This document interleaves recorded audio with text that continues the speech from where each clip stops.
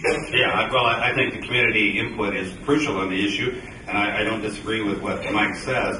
I do think, though, that if we're going to be serious about enforcement with employers, we need to get Illinois on I-Verify, which the federal government has, and the Democratic administration won't permit employers to use in the state of Illinois. There are already tools that can provide disincentives.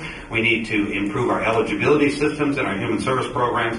We now have basically presumptive eligibility in almost all of our Medicaid programs. You say you're eligible, they put you in the program, and they don't look for redetermination for nearly a year. It's what's ballooned our human service budget. So I agree with Senator Noland. We need to be serious about disincentives, and we need to be serious about changing leadership to get that. The last question goes to Mr. Rauschenberger. The question is regarding mental health. How can state, county, and local governments address the needs of residents waiting for mental health services in light of the current budget crisis? Well, first of all, the state of Illinois has to decide it's serious about providing community mental health, and I would argue we've had almost 7.5 years of non-seriousness. There's absolutely no reason in the world that union employees get 3-year contracts or landlords get 3- and 5-year contracts, but agencies that deal with the most vulnerable people in the state of Illinois get an adherence contract that's dropped on their desk sometime in August or September, and they're told they have to live up to the terms. That's wrong. It's wrong to use mental health and substance abuse and domestic violence shelters as the first line of budget cuts, and that's been the practice these last 7 years, and that's wrong. We need to change that, but if you're going to change those perspectives, you have to change the leadership. A one-party system in Springfield is the beginning of this, and if you want to change that, you have to send people down there who know how to work in a bipartisan fashion, who remember when the systems worked right, and are committed to making sure that community human service agencies aren't the first line of budget cuts. Mr. Noland. Thank you.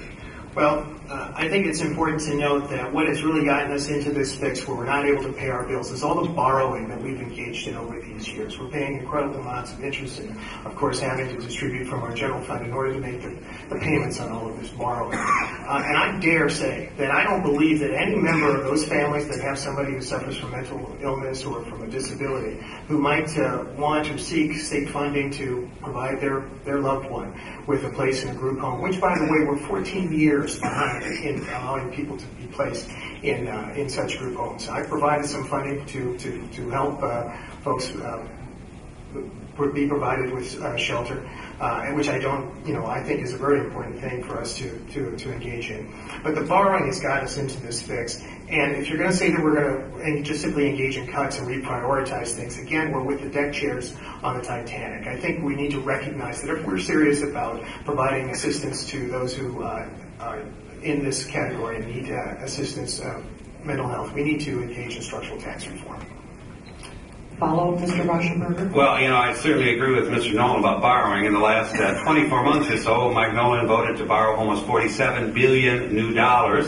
$31 billion of that was the capital program so the governor could run around and cut ribbons, and $16 billion was a deferred pension payment. So that's $47 billion more debt than we had before. And, if instead of taking the proceeds now being used to do capital program, we dedicated that to mental health, you'd have a substantial stream of income to deal with the mental health problems. You would have more than enough money to restore the cuts to domestic violence. This really is about prioritization, about whether ribbon cutting and announcements and jobs and buildings that may or may not happen are more important than people with real needs. What we have today is an administration that's self-focused. Mr. Noland. Thank you very much. I think it's important to make the distinction between borrowing for capital purposes where we're building roads and bridges, hospitals and schools, things that are going to last decades, which is what I did. I voted to borrow for that purpose, to issue the bonds. That's something that he has consistently voted against, and by the way, it creates jobs and helps stimulate the economy throughout the state. The borrowing that I'm complaining of is borrowing to keep the lights on, to make the car payment, to keep the doors open for these agencies. I don't think any of these agencies would want that. I don't think you want that. That's the type of borrowing that he's engaged in, the kind of borrowing that he forced you to engage in by the way that he put together the pension plan. It is his mess that we are cleaning up in Springfield now. And he was the budget expert. He was the chair of appropriations. He owns this. This concludes this portion of the forum. We will be moving on then to the audience Q&A session within 5 minutes. I'd like to thank at this time both candidates for their participation in this portion. Please give them a round of applause.